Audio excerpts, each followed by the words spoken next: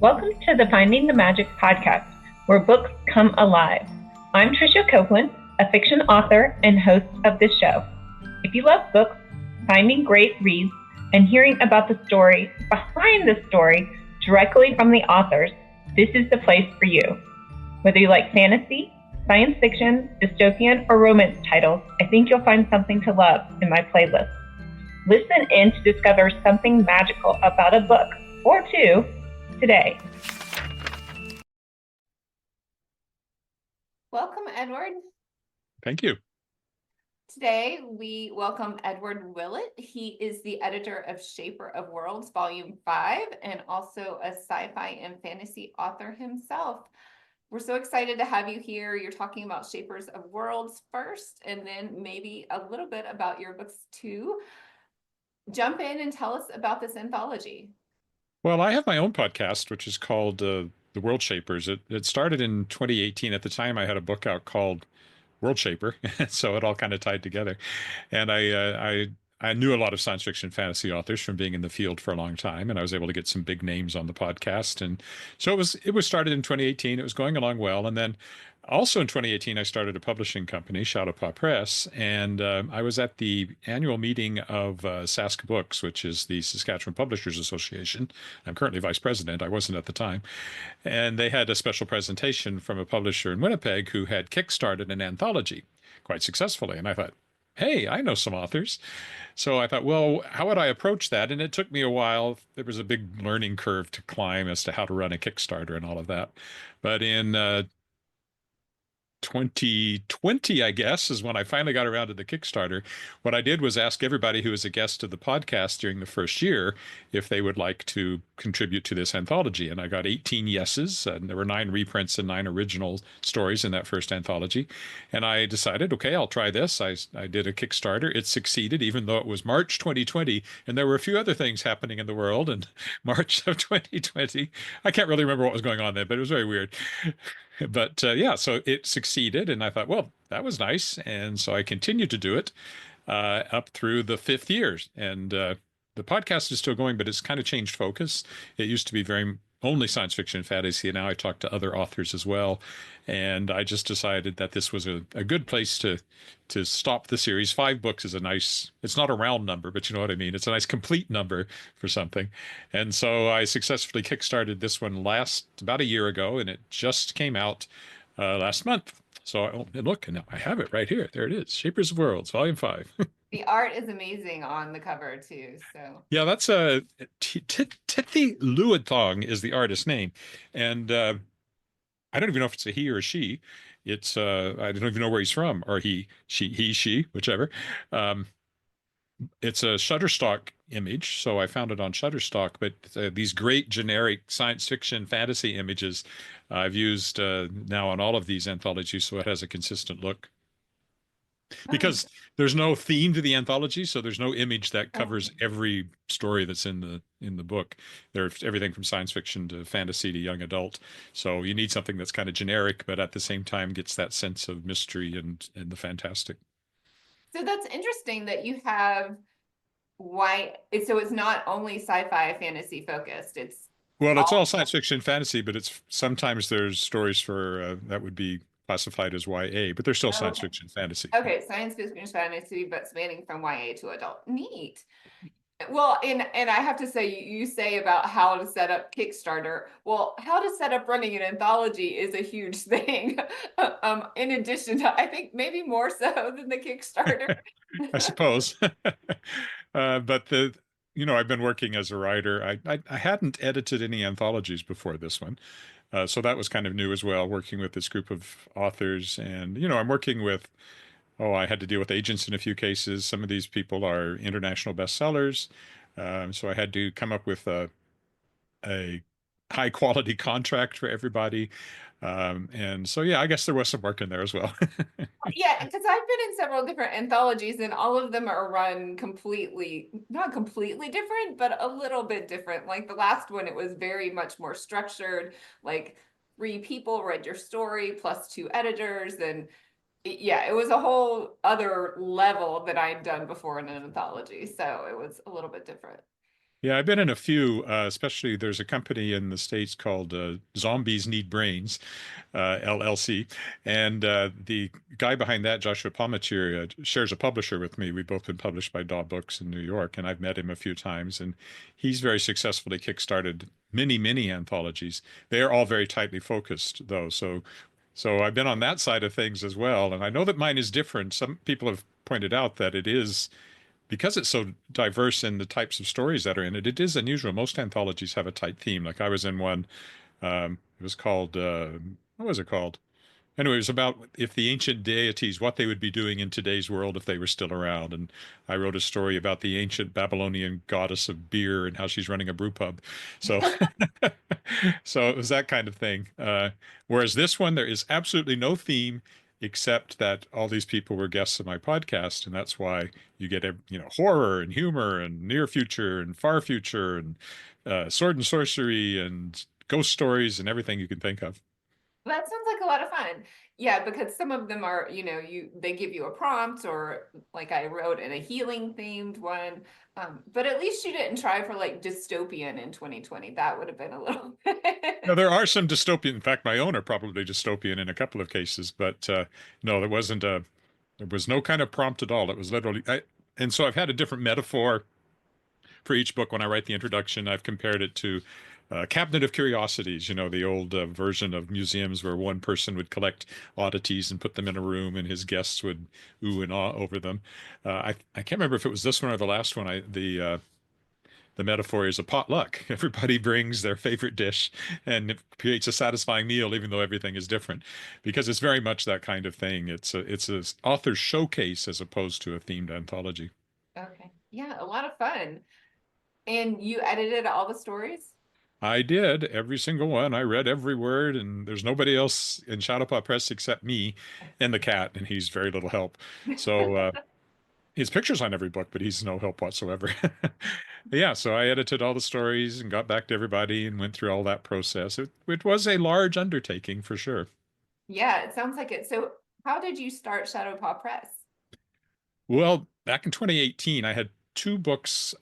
That was the self-publishing and all of that, and independent publishing and print on demand and all that had really sort of taken off in the few years before that, and I was aware of it. And I did have a couple of things I thought, well, I'll put these out. I was just going to put them out, through Amazon or whatever.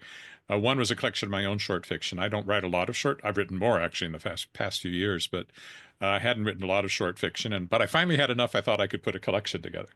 It was called Paths to the Stars. And then I also had my grandfather-in-law's, I mentioned to you before we started, this is my grandparents-in-law's house. And some of the books back there still date back to when they lived in the house. We've got a lot of their stuff still in the house because it's been in the family since 1939. So he had written his First World War memoirs late in life and typed them up, and they were never published. He just shared them with friends. But I had those manuscripts, and I'd put them online. And I thought, 2018 is the centennial of the armistice of the First World War. It'd be a great time to put these out in book form. So I pulled that all together. And again, I was just going to put it on Amazon, but I talked to another local publisher, Heather Nichol at Your Nicholsworth Publishing, and she said, "No, you should start a publishing company." And okay, and so I did. And that's how Shadowpaw Press started. Named Shadowpaw after, as I said, after our black Siberian cat, who has a publishing history because he was actually found for me by my publisher in New York, Betsy Wollheim at DAW Books, who owned his uncle, Uncle Roscoe. And she knew this breeder down in West Virginia. So she went down and sent pictures of kittens. And I said, "Oh, we like that little guy." And I flew down to New Jersey and met them. She went down with her copy editor to pick up the cat and drove him from Baltimore back to New Jersey in a snowstorm. And I picked up the cat and flew back with him. So he has a long publishing history. So it seems appropriate he should be on every book. Yes, it does. Well, my cat is not here today. I don't know where he is, but he oftentimes will walk across my desk as we're doing. He's a black cat too. So Yeah, every once in a while he's popped up in the middle of one of these. they tend to do that, don't they? Well, talk to me about your background in your own books. Well, I started my career as a newspaper reporter, but I always knew I wanted to eventually be a freelance writer. I decided on that. I wrote 3 novels in high school. In fact, they're all still on my desk here. All fantasy, science fiction. And so I started writing my first short story was called Castor Glass Hypership Test Pilot. I was 11 years old. And yeah, so, my mind was in science fiction right from the very beginning. So I worked as a newspaper reporter and editor for 8 years, and I worked as a communications officer for the Saskatchewan Science Center here in Regina for a few years. But all that time, I was also writing on the side. And in 1993, I said, "That's it. I'm going to make the plunge as a full-time freelance writer," which I did, and I've been freelancing ever since. I've written tons of stuff because once I was a freelancer, I had to take on whatever would pay. Written tons and tons and tons of nonfiction for educational publishers. I actually started my career writing computer books of a kind that don't even exist anymore, the kind that used to say, to open a file, click File Open in Word. So they were like this thick telling you how to use Word. I did all that kind of stuff. But along the way, I sold my first short story I was in my 20s, and I sold a few more, and then finally had a novel out in 1997. And I've just been writing. So I have at this point, I've lost count, but more than 60 books of one sort or another, and 20 plus novels, I think. My main publisher for years has been DAW Books in New York. They've published a dozen of my novels. I don't have anything coming out from them anytime soon, but I'm working on another adult science fiction novel, but I also write for young adults. So basically, at this point, it's I just write and edit, and that's what I've been doing now for a very long time. Living your best life, it sounds like. I guess so. I married an engineer, though. That was a really good career move. So, Yeah, I have one of those. oh, there you go. So do you have a story in Shapers of Worlds? Well, I do because as editor, why not? So every one of that's why I said I've written more short stories in the last few years. Partly that's because every year I put out an anthology and I put one of my stories in it. So, including one, was it 2 books ago? That was actually a short story that led into the novel I had coming out, which, by the way, features a cat. It's called The Tangled Stars. It's a far future outer space science fiction adventure that features an AI-uplifted talking cat who becomes a starship captain. That's kind of the quick pitch for that one. And so there's a short story featuring that cat in volume 3, I think. But yeah, every year I've had one. I've had one in there. Fun. We'll talk about your story in this one, the characters, the plot. Just give us a little bit. Well, my story in this one is called Quid Est Veritas, which is Latin for what is truth, and of course is one of the questions that Pontius Pilate asks Jesus during his trial. Because, in fact, oddly enough, I just watched Jesus Christ Superstar, the movie, and it's in there as well. Um, and it was kind of playing with this idea that, well, 2 things came together in it. One was the idea that there's kind of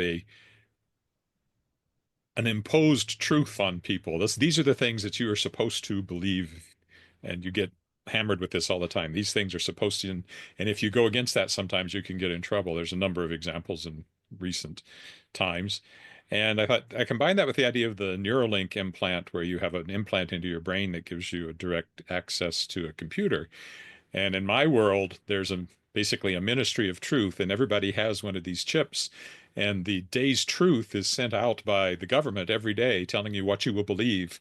And it can change on a moment's notice if the people in charge decide, well, this thing that we told you to believe last week, we've decided you don't believe that anymore, so you're now going to believe this. And my main character is actually immune to it, but he has risen to the point where he's the one that clicks the button that sends out the truth every day, even though he's not personally affected by it. So he actually remembers all the things that you weren't supposed to remember and that didn't happen.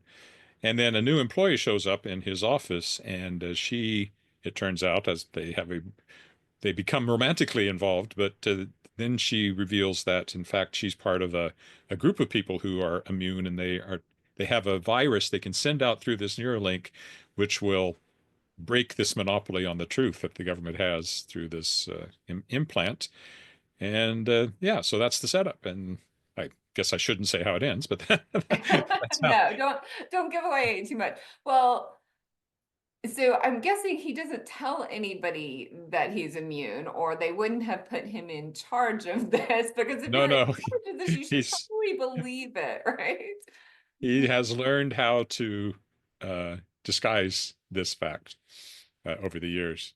Yeah. Well, and she must really trust him to tell him that she's part of this group, right? He is their only hope for getting this thing out there. So that's why she has showed up in his office. They have manipulated everything so that she's there and he's there. This is their one chance to make this happen because he's the only one, and because he's immune, he's the only one who can do it. So yeah, she has to convince him to join their little revolutionary plot. Well, it's interesting that she convinces him versus like maybe blackmailing him or, threatening to kill him or kill his family or something like that. No, there's nothing like that. Oh, now, having said all that, you must realize I haven't read the story for a while, so I don't remember every single detail. But Well, it sounds like a lot of fun. What is your other, I mean, you probably can't pick favorites because then you would be picking a favorite author too, but maybe just tell me about one more story about in the anthology. well, as usual, when you do these, you have to come up with an order. So actually, both the first one and the last ones are two that I really like. But I think the last one I think was the most fun in many ways. It's by Brian Trent, and it's these. It's you don't know what's going on to begin with, but it's basically the animals from the island of Dr. Moreau. So they have in the classic Jules Verne, or sorry, H.G. Wells story, he has created these intelligent animals, and they've gotten off the island and made their way to London. They're looking, basically seeking to join the world of men. Unfortunately, because this is the H.G. Wells world, they get to London just in time for the Martian invasion from the War of the Worlds, and that's the setup. And it's just a lot of fun. And also, I haven't mentioned yet that the book is illustrated by a Calgary artist, Wendy Nordell. She happens to be my niece, and she did the last one as well. And just to give you a flavor of it, this is the illustration for this one, and you can see the animals there and the Martian tripod. So I really, really enjoyed that one, and that's why I put it up as the cleanup story, I guess, in the anthology. Right. You have to grab people in the beginning and leave people with the best version, right? Yeah, and the first one is by her name is a little complex, so let me just double check here. Olesia Sanlikova Gilmore, who writes very, very well-established, acclaimed author, and she writes stories based on Russian mythology and folklore. And her story that starts is called The Rusalka Awakes, and it's these witches that take revenge on cads, basically, on people who were not nice to women. And so that one also has a great illustration as well that gives you a bit of the flavor as this spurned woman ends up as a witch under the ice, and here she is breaking through the ice to go after the guy that she blames for all that. So that sounds amazing. And how long? but you can see an example of how different the stories are because you've got Russian folklore and H.G. Wells bookending and everything else in between. Did you give your authors like a word count that they should go by, or? Well, the pay was for new fiction, and this is mostly new. There's a few reprints, but it's mostly new. Was 10 cents Canadian a word for new fiction, and 5 cents a word for reprints. And I set that up to $500. So the maximum I would pay for a story was $500. So the goal was 5,000 words. But if they wanted to go longer and were willing to, accept the $500 cap, that was fine too. And quite a few of them did go quite a bit longer because their story needed to be longer, and they were fine with the $500 without the 10 cents a word. So the limit was kind of 5,000.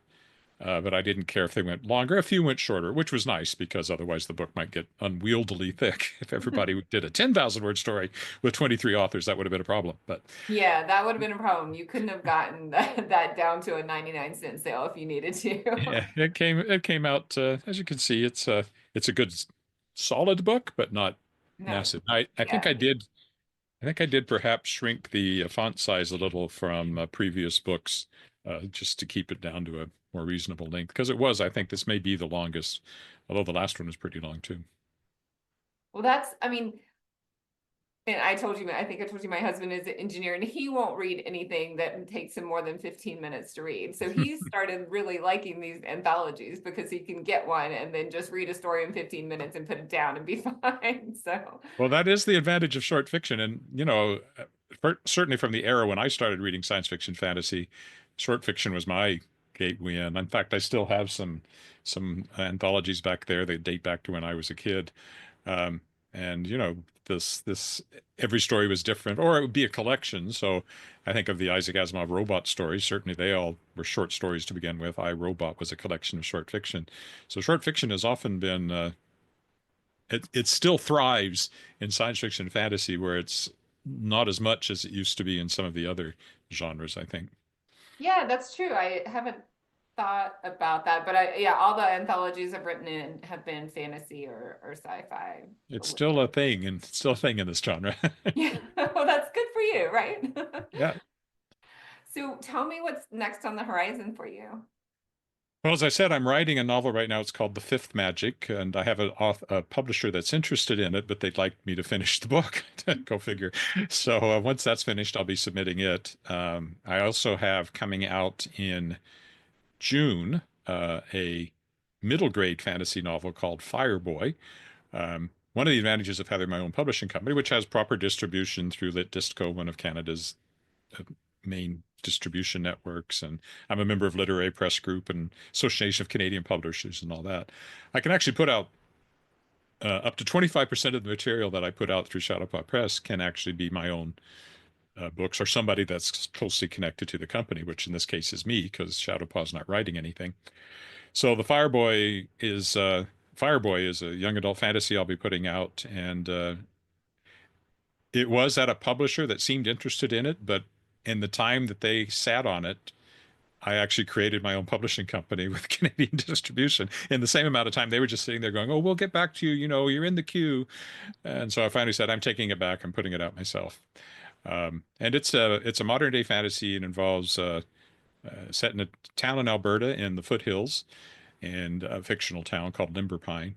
And something strange happened to the grade 7 science class the previous year. They all vanished, and some sort of bus turned over, but the kids weren't to be found after that. Nobody knows where they went.